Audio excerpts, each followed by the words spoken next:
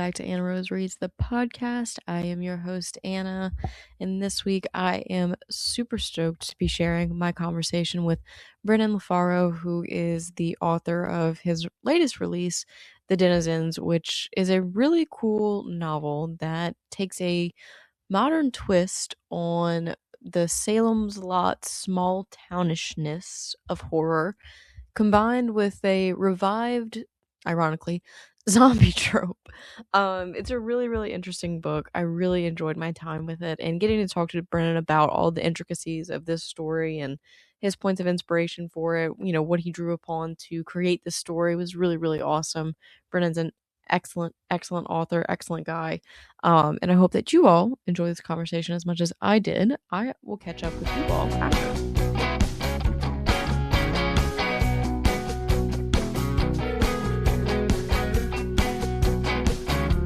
Hello, Brennan. Welcome to Anna Rose Reads. How are you?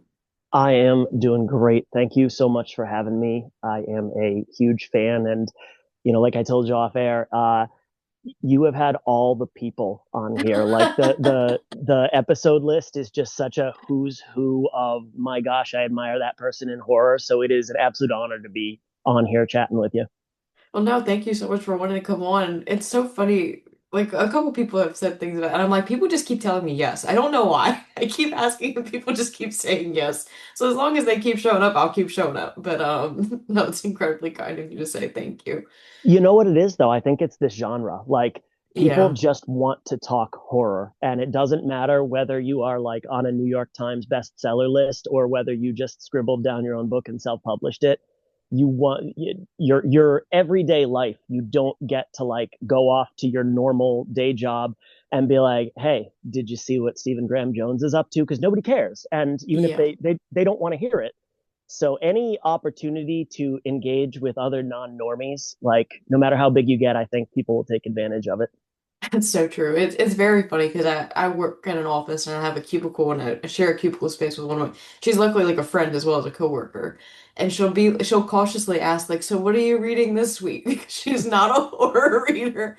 And I'll tell her and she'll be like, I never would have guessed that, but good for you, I think. And I'll be like, yeah, it's great. It's a good time. Like I tried to explain the plot of Saratoga Schaefer's Tradwife to her and she was like, wow. That's a lot. It's a lot, yeah. So no, I totally agree with you. We all like to, when we get the chance to like get together, it is such a good time. And I think that's what makes like, in-person events fun and stuff like that. But just in case folks don't know you like I know you, like we've interacted a few times on social media and stuff like that. But you are Brennan LaFaro. Am I pronouncing your last name correctly? You are. Okay, perfect. If people are not as familiar with you as I am, do you want to go ahead and briefly introduce yourself? Yeah. So I would call myself a horror writer, but I think that most of the things I write also uh, tap into other subgenres with equality to horror. In fact, I would say that the book I have coming out in February, The Denizens, is probably the most straightforward horror thing I've written to date, um, and continues to be even 2+ years after I finished it. Um, Probably the books that people have seen around are I have a series called the Slattery Falls trilogy, which is about a series of New England ghost hunters. It's 3 books, 3 short novels, but the publisher was nice enough to collect them in one big volume called I Will Always Find You.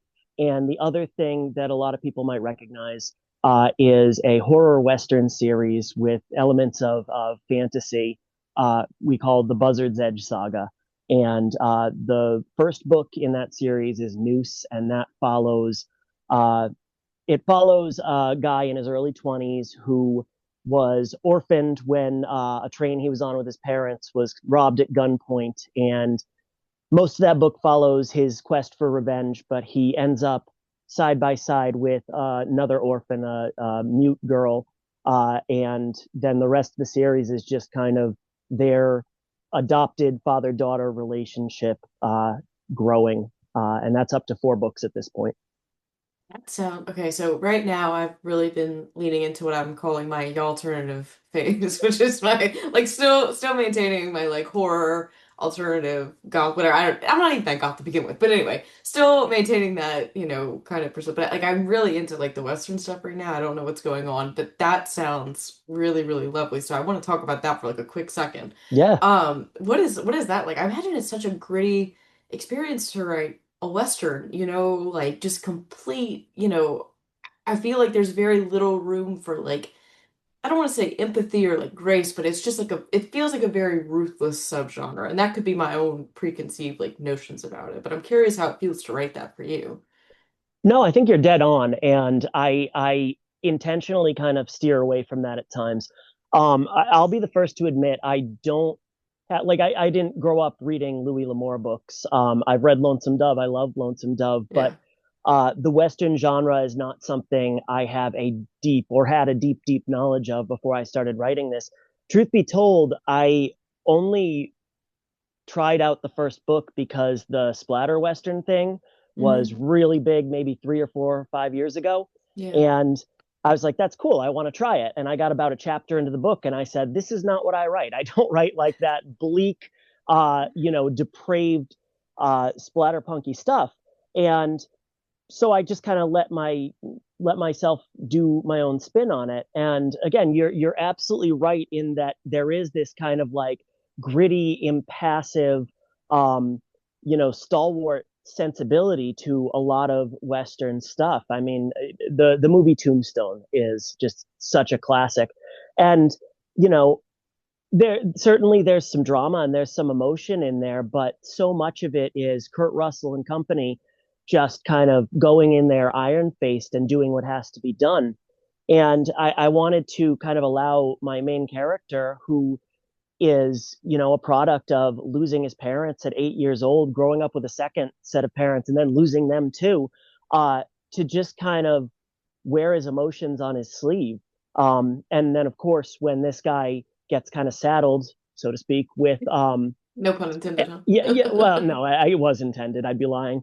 Um, when he gets saddled with his own 8 year old, quote unquote daughter, it's kind of the same thing. It's not like he's playing it, grim and, straight ahead. And, I'm not gonna, show emotion towards you. Like they love each other, and they can, and that's the second book in the series really puts that on full display. Like a big kind of revolving point around that book is that this series primarily takes place in the late 1800s, right around 1892 or so, and um, at that point, American Sign Language was very much in its infancy and really more prevalent on the East Coast than out in Arizona, which is where this series takes place. And so much of it is them kind of taking what they can get their hands on in terms of, textbooks on sign language, and then developing that into kind of their own language that they can use to communicate with each other, but also like in action sequences, like when they Yeah. need to get something across and you can't just yell, hey, watch out behind you, or whatever it is. So yeah, there's a lot of um, my good friend Tyler Jones and I will always call our work hope punk, because there's such a movement I for love that. bleakness in horror Yeah. right now, and I have so much trouble, and I know he does too, keeping some semblance of light and hope out of my work, even though it is supposed to be on the dark side of the room. Another very much intended pun. And uh, I think that yes, this is a horror series, but it absolutely kind of has that light and hope throughout all the books in the series. Yeah, absolutely. And like the thing, I really want to pick those up now that we've talked about them. Our reading is so tight for the podcast, but if I ever get the downtime, I'm going to pick those up. But I think it's such an interesting thing that, it's a really interesting marker to like see how far we've come emotionally, like from the hardness of like this Western portrayal of gunslingers and this like toxic stoic, like all this stuff. But and those were like some of the roughest times, like you're pointing out with the sign language. Like there was no basis for that at that point out there, like having to bring that information from east to west. I mean, and being on the first frontier, so to speak, to kind of bring that way is, it's a challenging aspect that I don't think that a lot of us think about. So I'm really interested now that we've talked about those. So that will be added to the endless TBR that never will ever end, I don't think.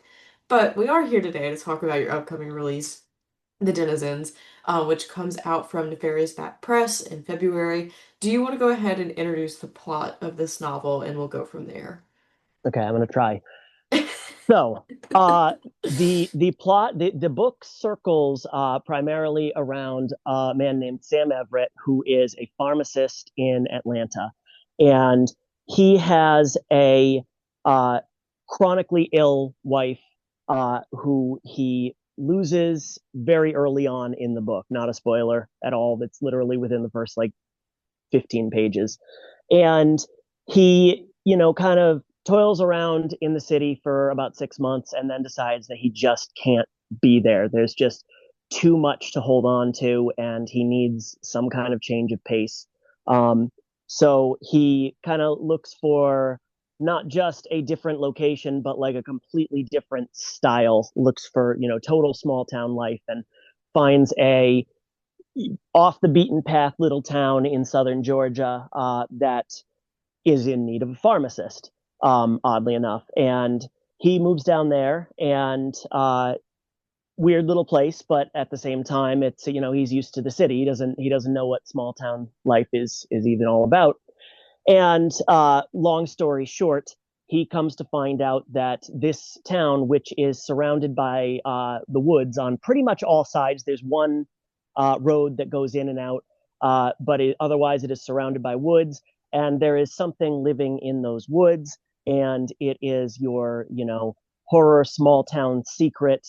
Um, and because I know we're going to get into it anyway, it's a zombie book. And I struggled with that because not only am I not a massive fan of zombie literature, I know a lot of people aren't. And a lot of people got real sick of it post, Walking Dead and all the other, things that came along with it. But, when I wrote my first set of books, I was like, oh, ghost hunters, people love this. And then I found out people don't like ghost hunter horror. So I had to kind of like write it in a way that you'll like this one.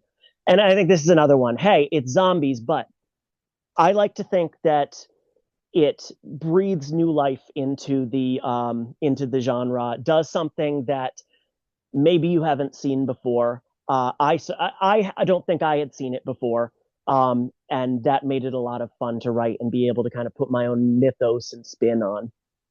Yeah, that makes a lot of sense. And I mean, I think that, I've talked to a few authors recently, and we've talked about the idea of, like original ideas and like at what point do things become like derivative. But I think that everybody's unique take on the things that have been done before, if it's executed well, like that's still a successful story. Like not everything needs to be a brand new novel idea. And I think that that's true of this novel, like taking the idea of making it your zombie, your version of this, which was really, really interesting to read because there's some interesting rules in which this town plays with.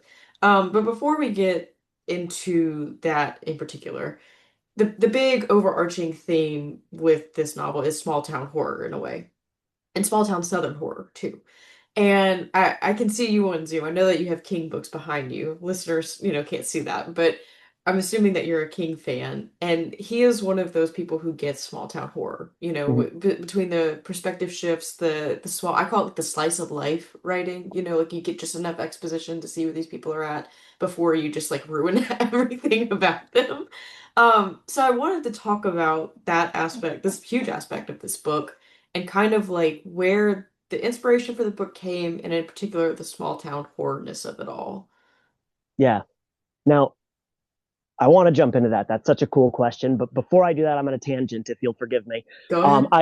I love what you said about the idea of approaching cliches, tropes, whatever words you want to put on it, and putting your own spin on it. Really leaning into the idea that maybe this idea has been done before, but it hasn't been done by you. And I think Hmm. that we're in a period where voice is so incredibly important. My favorite modern horror author working today is Rachel Harrison, and Oh, me too. You know that. I do know that. And I'm not just saying that because I knew that, but it's I think what's so interesting about Rachel's career is the fact that not only does she, do that, like take something that's been done before and put her own spin on it, she almost revels in it. It's almost her brand to say, here's a vampire book. And I know you're sick of vampire books, but it hasn't been done like this. Here is a werewolf book. And I know you're sick of werewolf books. And it's to see her not only lean into that, but to pull it off time and time again is a testament to that first person voicey horror that she has such a knack for. And I do think that's almost like the secret to, writing something unique now is to take something that you're not necessarily trying to make unique and just do it in a way that speaks to you. Now, back to the question you actually asked. As Well, far as I'll add one more thing to okay, that before we get back to the small town horror thing. I really agree with that because I think that would allow, I think the thing is that people are craving authenticity right now in like yes, this world. And so whenever you can do something with your signature, your voice in a way that feels so quite like on brand and signature and that's really really refreshing to get that time and time again. And so I think that that's part of it too, is the humanity of it, like not to get super like ooey and gooey and soft and emotional about it, but it's really nice to like see true persona, true personality kind of come out in writing. And not just because like the characters are like, it's all of it. It's the plot setup, it's the characters, it's the twists on the things that we know, just seeing people take what we all know, say, hey, I'm right here with you, but let's see what we can do with this. And, having that signature voice is really, really cool. So I agree with you 100%. And we can get back to small I town horror if we want, or we can keep talking about this. I don't think that is ooey gooey though. I think that I think it's so necessary to get people to invest in the humanity of a story, even if it's like only a small portion of what you're going for. Yeah. It's even if you could give a lengthy description of what the book is about without necessarily touching on humanity. I think it's got to be in there to some degree. Otherwise, it becomes very difficult to relate. And you might pick up a book that feels distant and you might enjoy the writing and you might even enjoy the premise of the story, but it's not something that you're necessarily going to feel warm about a month later, Yeah. which is a weird way to describe horror. I don't know that it's our job to make people feel warm, but this genre is an ingredient anyway. It's Hmm. like I first thing I said on here was, oh, I guess I'm a horror author, but I write stories that I find interesting and that I feel like I hope people can invest in, and they have horror elements. If that makes them horror, then that's fantastic. I'm so glad that you can pigeonhole me, but um, that's what it's got to be. It's if you can't invest in the character, then it doesn't really matter what's lurking in the shadows. Yeah, that's a really, really good point. And I think too, like to honestly, like this was not an intentional segue, but I think that that lends itself to the small town horror aspect and why it really works so well in horror, like the close knittedness of it, or like even the kind of it's oddly remote and secluded, Mm-hmm. Even whenever it's big horror, like The Stand, it still feels like small because of the characterization, because of that character work. So, and you do that really well, in particular with Sam, who is our character that we meet, and he experiences a great loss, like within the first couple pages. But how did that like, where did it begin for you? Where did this story begin for you? What was the nexus for, and was it Sam's story that spoke to you, or was it the grand idea? Ooh, all right. So, this this book has had a rocky road to publication. I wrote the first draft, or at least started the first draft, probably back in 2021, I think it was, Hmm. and it was always Sam's story, but it wasn't always the same story, and um, the the main things that kind of spurred me on was absolutely King. So it was so lovely to read you referring to it as Kingian in your review. Salem's Lot 100%, and um, there are sections in there where we kind of leave Sam or some of the other main characters' viewpoint and check in on people around town and use that to learn a little bit about those rules we talked about. And that was absolutely inspired by the like around the lot, sections in Salem's Yeah. Lot, even down to the fact where there's a part in the probably around the halfway point in the book where the characters hold themselves up and this big long story gets told and time suspends. And I'd be lying if I said that I wasn't inspired by Dark Tower 4 Wizard and Glass, Okay. Yeah. where there's this idea that time kind of stops when Roland is telling a story. And my characters don't wonder how many days it's been, but there is this like there's an immediacy to what's happening before the story begins, and everything gets put on hold in order to kind of really, I think, draw the reader in to that. So King, huge, absolutely. The other one is a book called Knock 'em Stiff by Donald Ray Pollock, which is an interconnected series of short stories that takes place in this little town of Knock 'em Stiff, Ohio.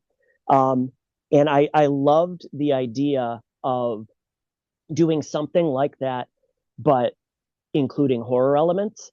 And it's funny, I actually went back and read that in anticipation of telling people that that was an influence. And it really, like, it's not that much like the Denizens at all. I think that was like the inciting incident, and then it just Yeah. completely went off in a different direction.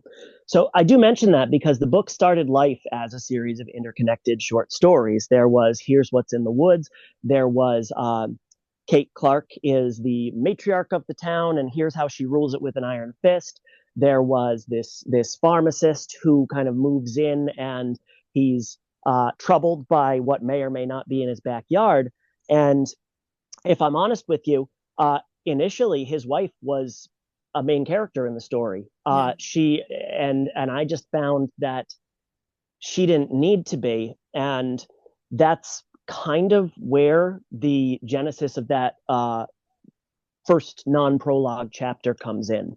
Um, my spouse is Nellie, for lack of better words. Yeah. She has a list of chronic illnesses, autoimmune diseases that are a massive part of our lives, dealing with doctor's appointments and accommodations and everything else. And it is and has been since, uh, pretty much for the last decade, my biggest fear that when she has a day where it's like, I can't handle this anymore, that she means that.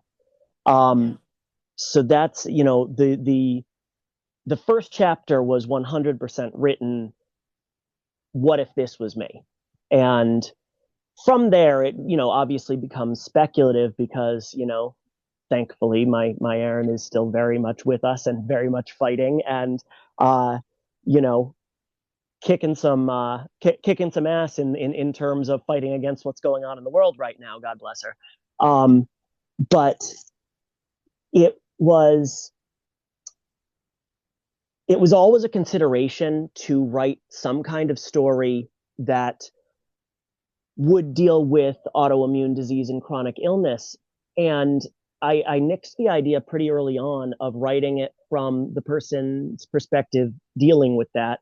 And it even seemed kind of selfish to write a story where I'm writing from the man's viewpoint and I'm, sitting there either white knighting because, oh, look at all the things that I do, or I'm sitting there, harumping in the background because life is so hard. Is that neither one of those things are interesting.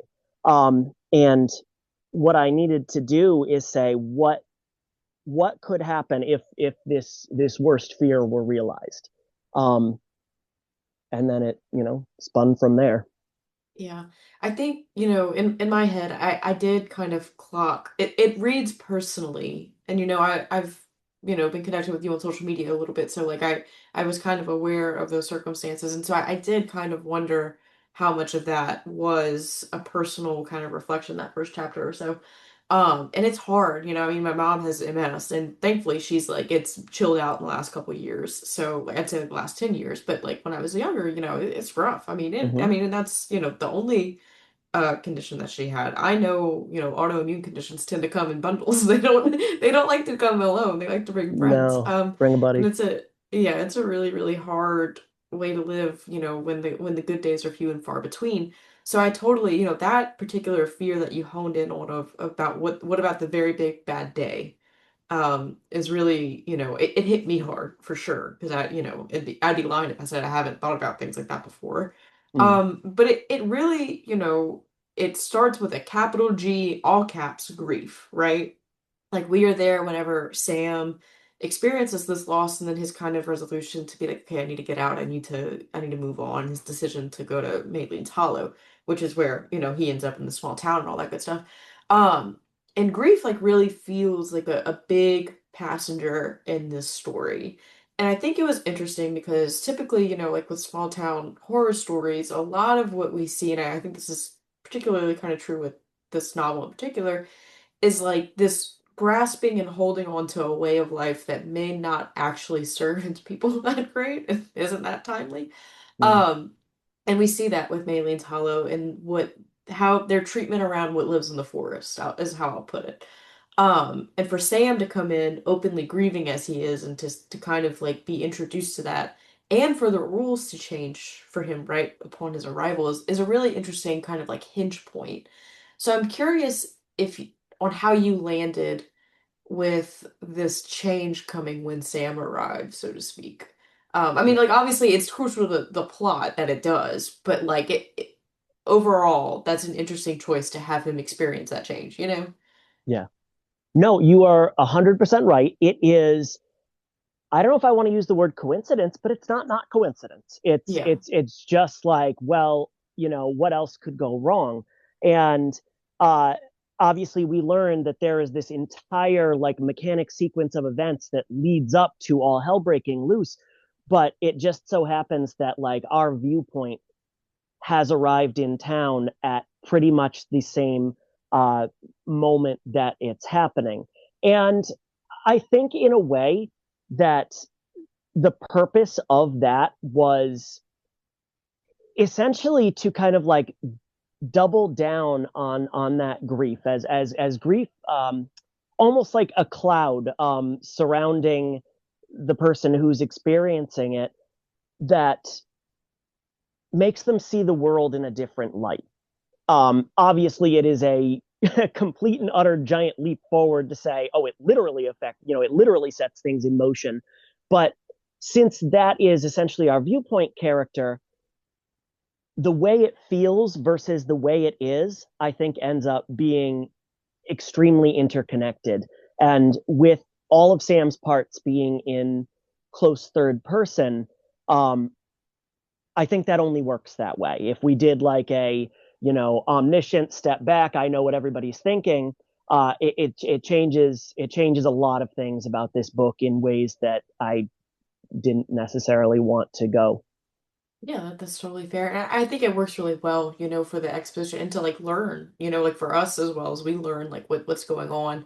I want to bring up one thing particular to Sam before we kind of zoom out a little bit, but there is a really terrifying moment in this book. He just moves into this new house and he sees, and I'm not gonna say what it is or whatever, it's just he sees something pass in the window.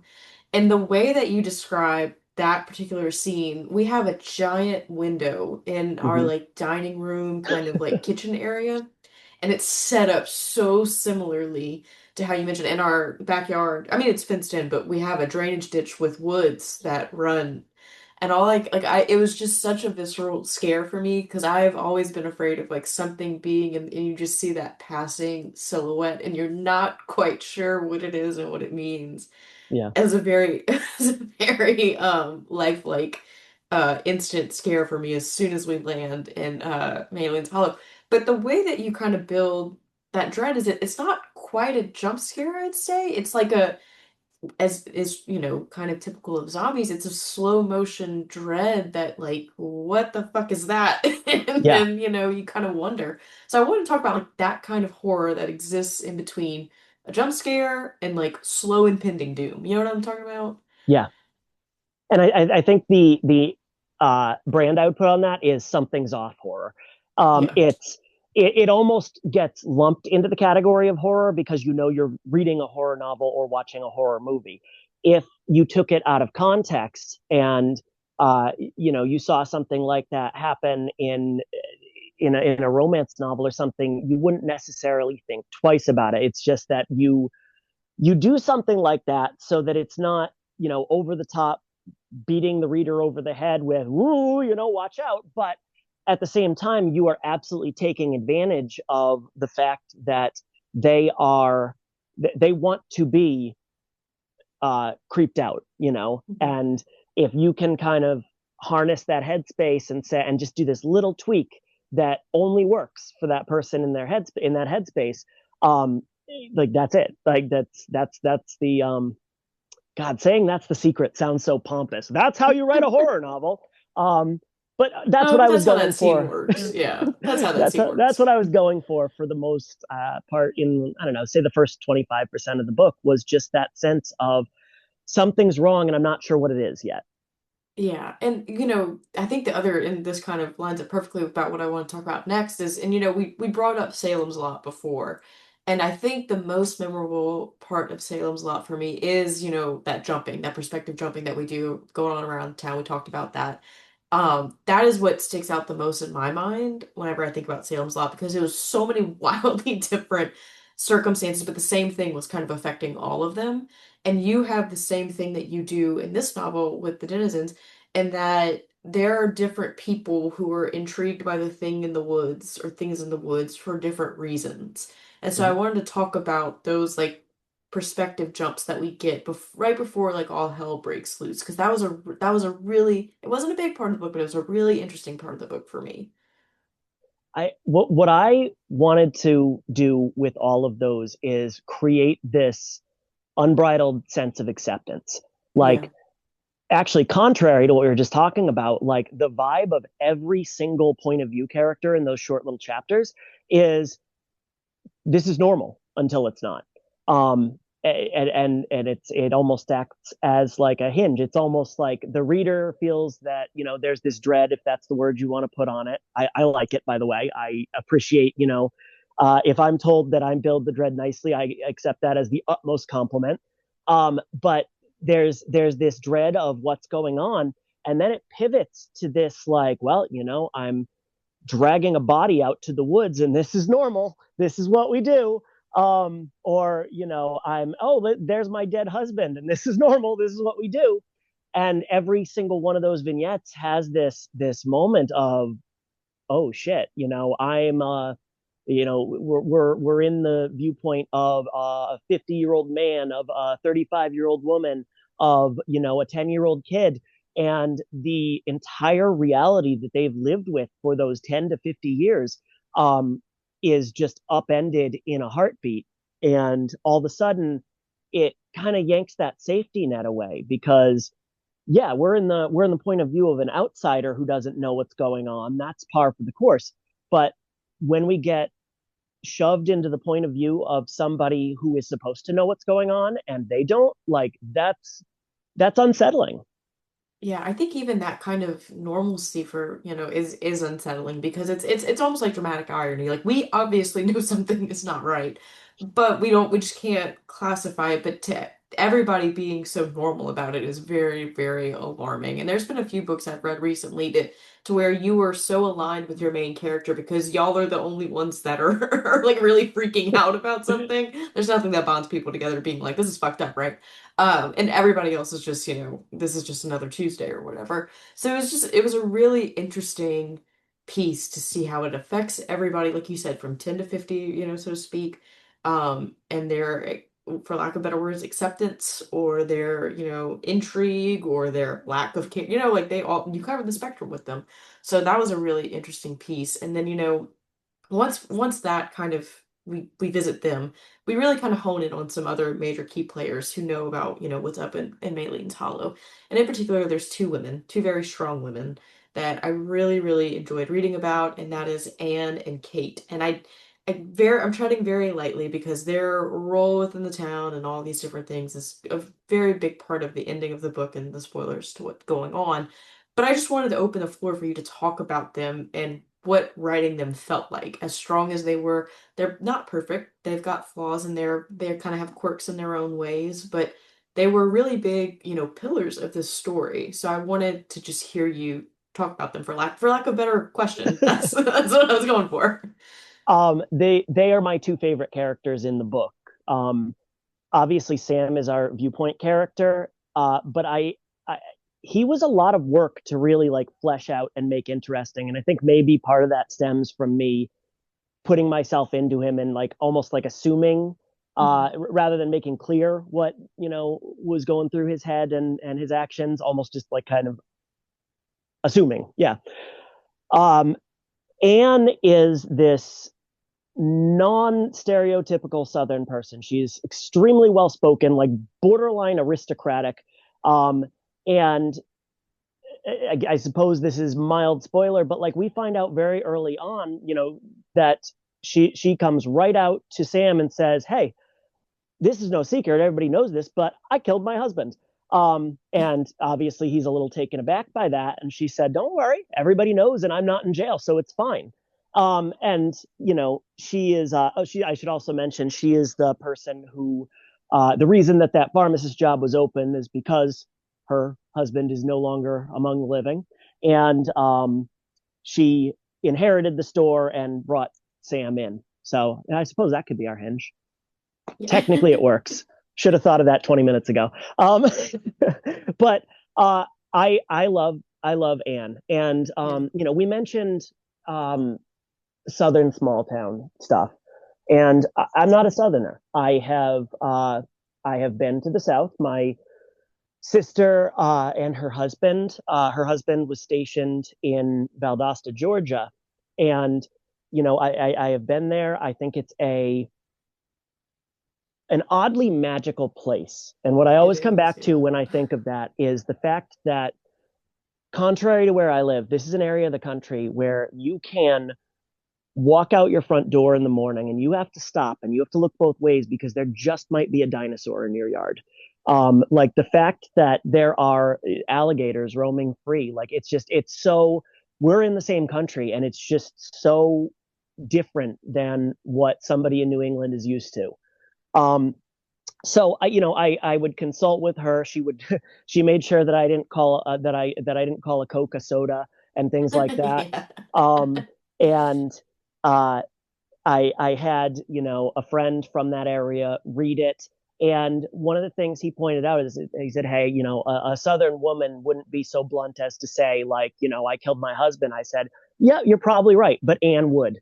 Um, I and don't know. If you come all the way down here around the world, I think that they would. They'd be like, "Nah, do it again." I'm telling you what I've heard. I can't speak to the veracity of that, but Well, I'm like, all the way down here in New Orleans. I mean, there could be a divide. So, yeah, exactly. So, that's absolutely her, and a lot of that bluntness, like it's we learn about her all the way back to childhood, and she's always had that kind of quirk.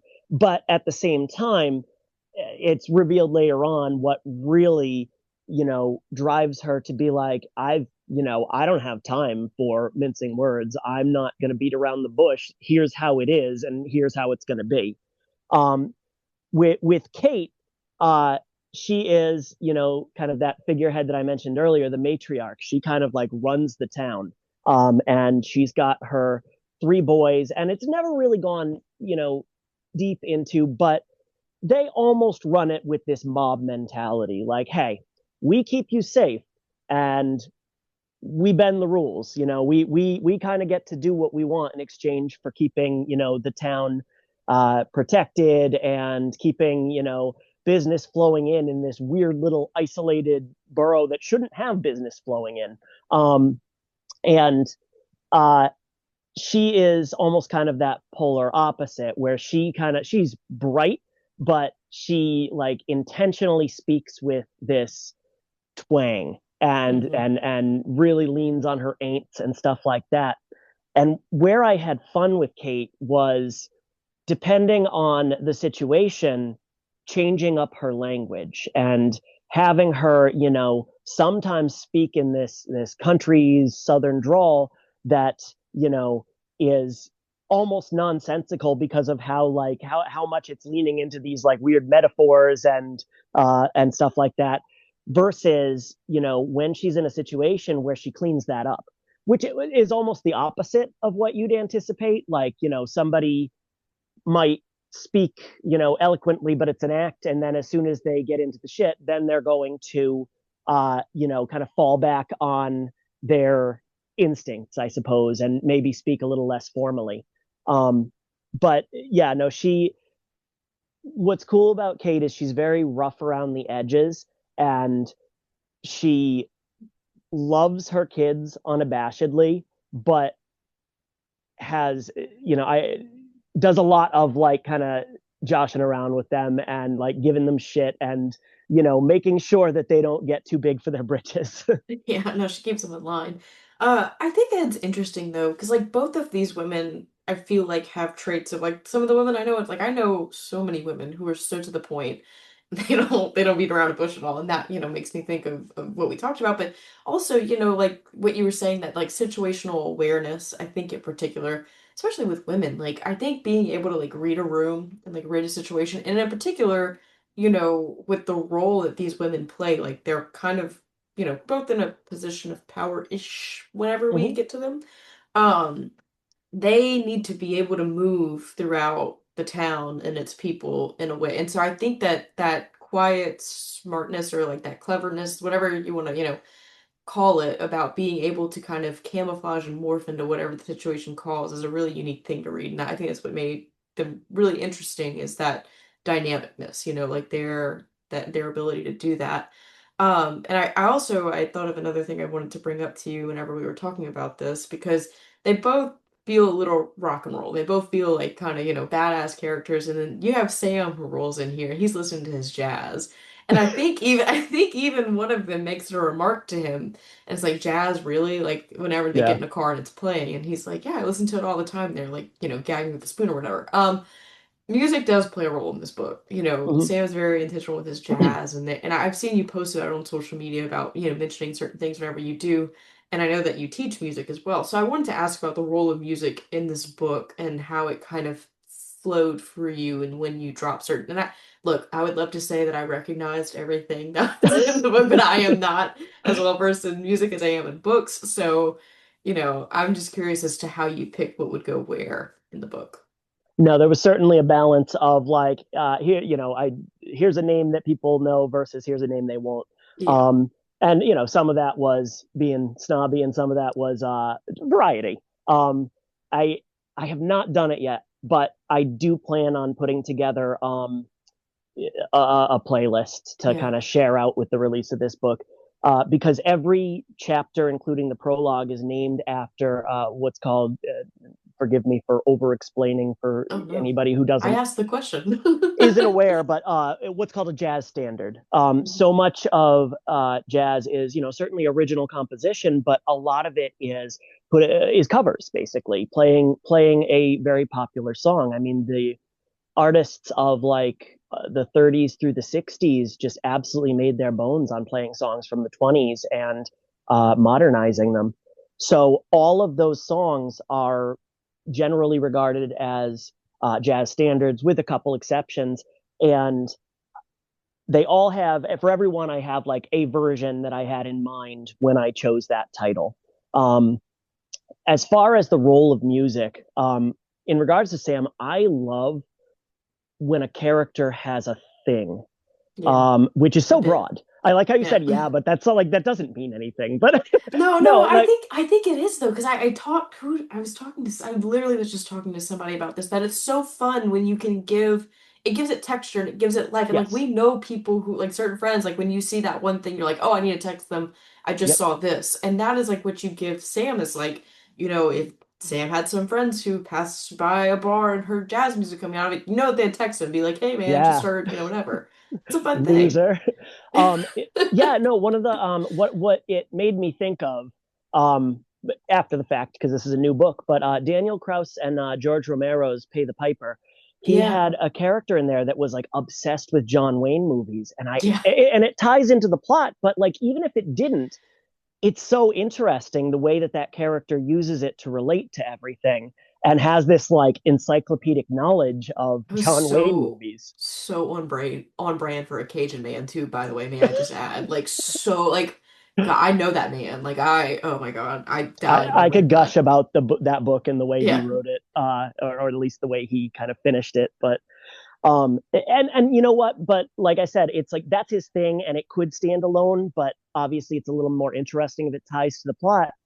And with so many of those jazz standards being, Billie Holiday sang in the 1930s, Miles Davis was in the 40s and 50s, same with John Coltrane.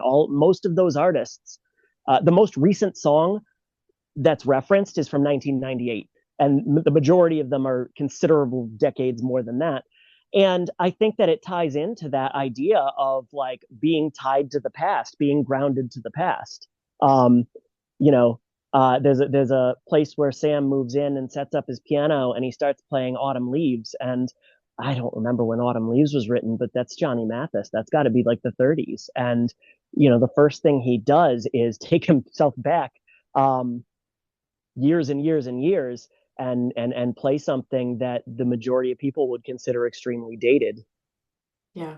I love that idea of like of placing something that's is seemingly so two-dimensional as music within a plot, but whenever you really zoom out and look at it, it does so much more to signify, this overall theme of being stuck in a certain way, right? And Mm-hmm.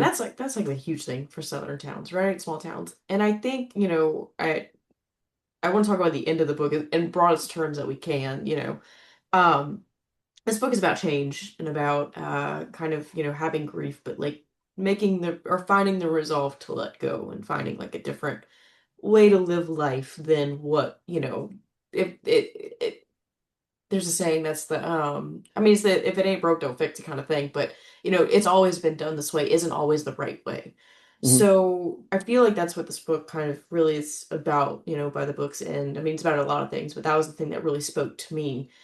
How did you land on kind of like coming to the ending that you did? I mean, there's plenty of action and in between that, I'm curious as to how that writing process was for you, like writing something that was so involved in the past and the present and how it dictates the future. But how did you land on how all of this would kind of come to fruition? I think a lot of it ties back to early in the book. Before Sam leaves Atlanta, he meets up with a pastor, and the whole point of that, and it's 5 months after the death of his wife. We kind of skip the part where he just kind of lives in his grief, and we go to the point where he's like, I can't live in my grief anymore. I need to figure out what to do. And he asks a question of his pastor that's basically, this is, Nellie, my wife, was a wonderful person by all accounts. And judging by how we've lived our lives and what you preach every Sunday, she's going to hell, because she took her own life. And I can't come to terms with that. So in essence, Sam poses a question early on in the book that can't be answered. We cannot come up with an answer for that that's going to be satisfactory without a literal deus ex machina. And at the end, it was important to me that even if it's not set in stone, that there is a path forward, a path to moving on, a path to letting go. And if it's going to happen for one aspect of the story slash one character, it's almost got to be universal. So the town finds a way to move on. Sam finds a way to move on. Anne has to find a way to move on. All the characters have to find a way to move on. And I don't know if that was quite as broad as I wanted it to be, but what I will say is I very intentionally left every character at the end of the book pointing in the right direction. Hmm. Because the majority of the action in the book happens over about a 24-hour period, Yeah. we learn a lot about who they are. We learn who they are under pressure. We learn a lot about who they were before hell broke loose. And we leave them facing in the right direction. But it's almost kind of up to us about like, are they going to follow through with that? Hmm. Who's going to follow through with that? Uh, and so ambiguity, but not like absurd, I'm annoyed ambiguity, not Tremblay ambiguity, who, by the way, I I was think the thinking world it. I I was think the thinking world of it. Tremblay ambiguity, but I know. you need a special talent to pull it off like that, and you're still gonna piss everyone off. So That took me out because I was thinking it. I was like, yeah, it's that triple ambiguity that a lot of people don't seem to care for. I mean, I fucking love it. I can't get Yeah, enough of it. And those books you just talk about for hours. But exactly. and Yeah. yeah, but in the same way, I think you give us it's a gentle nod or a gentle push, like you said, in the right direction. But it's up for debate where everybody's going to end up, and I think that's a nice thing. And like it's not just little change, right, that has to come about. It's big change. Like again, Yeah. capital letter all the way through big change. So it's really interesting to see one, the drasticness of the events that unfold, like how much it takes to get them to the end of this book, right? Like what they go through. And then like where do you go after that? And I think that, pointing back to that first scene that we get, or one of the first scenes that we get, Sam talking to the priest, which is a really interesting conversation because I have I've thought things that Sam has thought. Like I don't know how you can condemn people who were suffering like that, but that's a whole other sidebar. But anyway, um, but just because you don't have a textbook answer, a black and white answer, doesn't mean that there's not grayscale and still room to move forward. And Hmm. I think that that's very true of every character in this book. By the book's end, is it's up to them now. It's just up to them. There are not these other circumstances kind of corralling them, so to speak, or boundaries keeping them in. It's up to them now. And I think because the changes they undergo are so extreme and in such a short period of time, providing any kind of concrete ending it's disingenuous. Like no matter what you experience, you're not going to have a complete and irrevocable change of heart on any one subject in within a day. It just, Yeah, and there's I can't yeah, I don't want to go down this path, but like there's a certain the way it ends between two characters that I think there may be readers who expect a little more closure on it and aren't going to get it because it's not realistic. It's not yeah. authentic, even a little bit. Yeah, and I think the big thing too is, and this is something that like a hill I've recently found that I will die on, is like I like when you, to me, a reader, I mean, an author giving you the space to come up with your own ending, your own next step, your own whatever. That's a fucking compliment because they think that you are capable. You know what I mean? Like, you shouldn't, I just don't think that readers or, even viewers of TV shows and movies, whenever you don't get a concrete answer, I think that that's a gift from the creator to you saying it's in your hands to tell me what you think happened. And it's more of a conversation that way rather than just being lectured to is what it feels like. And I feel like that's something that I've had to come around on being a reader. Like I used to only read crime fiction, mysteries, and thrillers where like everything was spelled out A to B to C to D to E. And then I figured out the formula and I got really, really bored. And now Yeah. I love to live in the land of grayscale where we can talk about it and, kind of let it breathe for a bit. But I think, unfortunately, most people's attention spans are not geared towards that these days, but I'm all for it. I say Yes, keep running with the absolutely. ambiguity. Well, I think that there's a trust there, but I think it's an earned trust because especially in modern times where our attention spans are worse than they've ever been, if Yeah. you are sitting down to engage with a book, you're putting forth more mental energy and more time than you are to do a TV show or a movie. And to, for the person who engages like that, I think that trust to say, you know what, you have all the pieces of the puzzle, you figure out what the picture is on it. I think it's earned. And not everybody wants that, of course, but Yeah. yeah, I think there's I think validity in that. Yeah, I mean, there's times whenever, look, I still love an A to B to C crime thriller. Don't get me wrong. But I think on the whole, when we were engaging with art that's intending to explore life's bigger, conundrums like grief and change and loss and these things, I think, I'm good to like take the training wheels off at the end, let go of that hand holding and kind of just be like, okay, now fly. See where you go.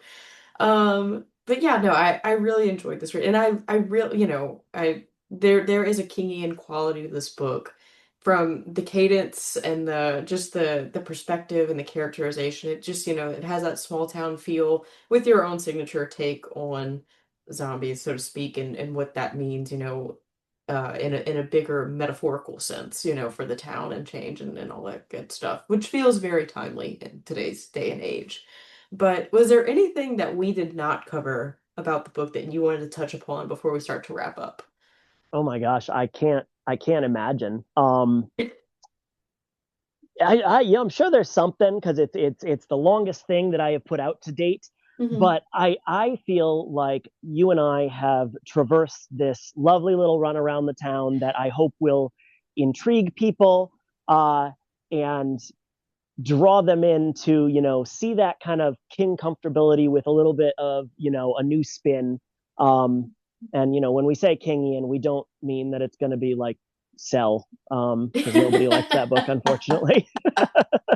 No, no. It's got the themes of Pet Cemetery, the execution, I think, with the small town themes of Salem's Lot, and the same kind of like to me like Salem's Lot and The Stand for some reason in my head, just like with the jumping that is done in perspective to like paint the picture of the bigger issue that's going on and feel very similar to me. So that's why I make that comparison. But yeah, no, and I think that we've managed to stay out of spoiler territory, so I'm proud of us for that. I very proud of us. Yes.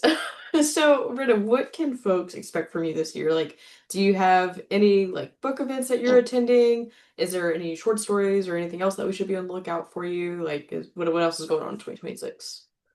Several things. For the most part, I usually stay around New England for events. For reasons we mentioned earlier, traveling is not really in the cards right now. And that's fine because New England's kind of like, spoiled for events. So I will be at the Spooktastic Book Fair, which is put on by Alyssa Alessi. That'll be in September. Um, Clay McLeod Chapman will be there. Kaylee Peterson will be there, and oh, my good friend Drew Huff will be there, and I'm super excited to meet them. But it's a huge Massachusetts-based event that just seems to get bigger and better every year. I will probably pop my head up at the Merrimack Halloween Book Festival in October. I will be in at the Framingham Library is putting on a Dark Summer event. That was really cool last year. People like Ronald Malfi and Rebecca Rowland, um, Nat Cassidy. He didn't go this year, but he went last year. And just a lot of really cool stuff, usually in that kind of summer to fall area. As far as other works releasing, I don't know if I'm allowed to talk about this yet, but I was really honored to be invited to be a contributing author to a uh, horror western anthology that I believe will be coming out around August. I just finished edits on that story this morning, and it's off for somebody who actually knows how to edit a story to look at it. Um, I have a book coming out or a story coming out with there's a group called We Are Providence, which is formerly the Rhode Island chapter of the HWA, is putting out a book of underground horror in August as well. They'll release that at Necronomicon, which I may be at. And that story is really cool. It takes place in 1800s New Bedford, which was the whaling capital of the world at the time and is about 20 Interesting. minutes down the road from me.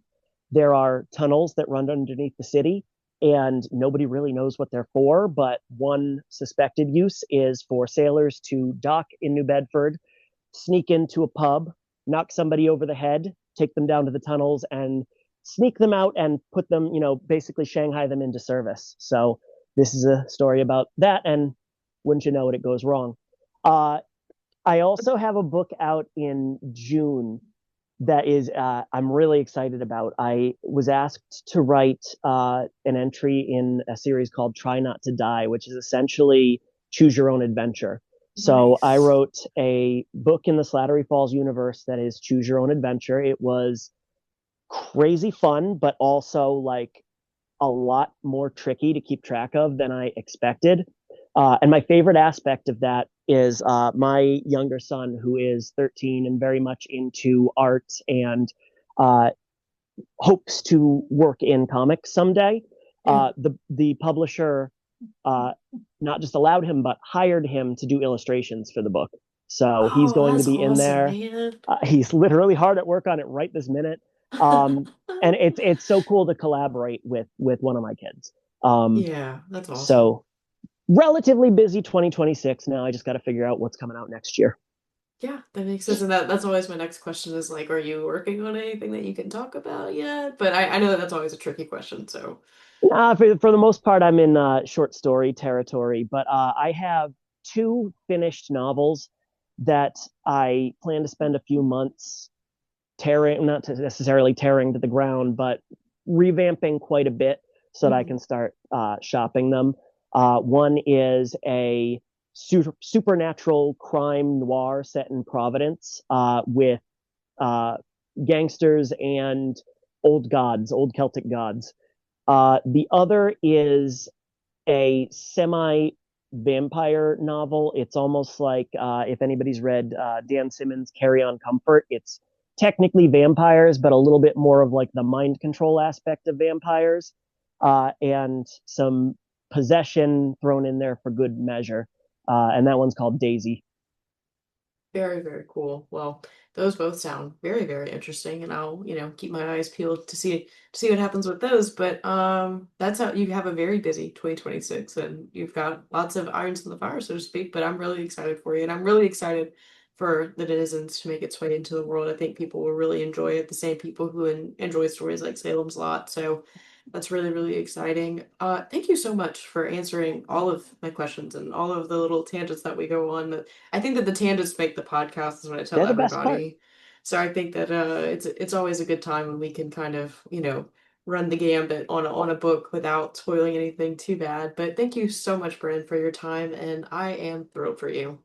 Well, thank you for having me on, but thank you even more for reading the book, for spending that time with it, because as we as we horror readers always say, there are so many books and there is so little time. You cannot possibly get to every single one. So the fact that you spent a little time with mine like absolutely means the world to me. Oh no, thank you so much for getting it in my hands, whatever you did. But yeah, so what days is it coming out again? February 10th? Is that February right? 17th. February 17th. Fe- Okay. February 17th, The Denizens will be out from Nefarious Bad Press. Everybody make sure that you keep an eye out for it. And Brennan, once more, thank you so very, very much. Thank you.